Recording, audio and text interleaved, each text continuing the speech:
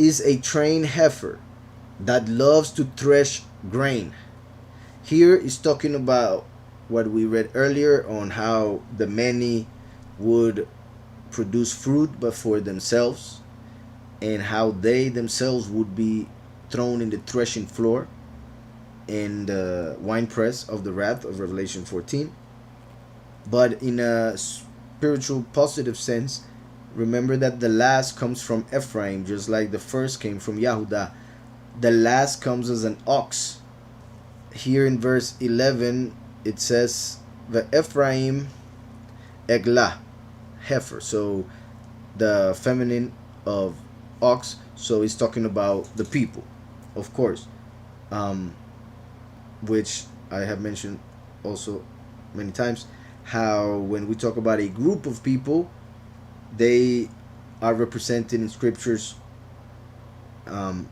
as a female, and a head or a leader of the people as masculine, as male.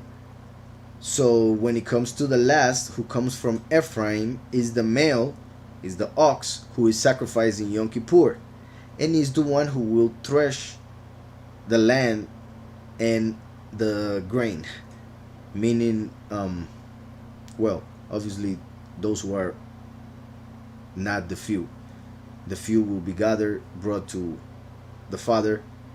So it says, 10, no, 11. Ephraim is a trained heifer that loves to thresh grain, but I harnessed her fair neck. I will make Ephraim pull a plow. I will make Ephraim pull a plow. Yahudah shall plow.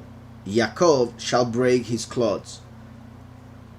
Remember I said Yahushua came from Yahudah. The last comes from Ephraim as the ox who gets the plow, which is the job that Yahweh gives us through Yahushua. As Yahushua said, take your cross and follow me.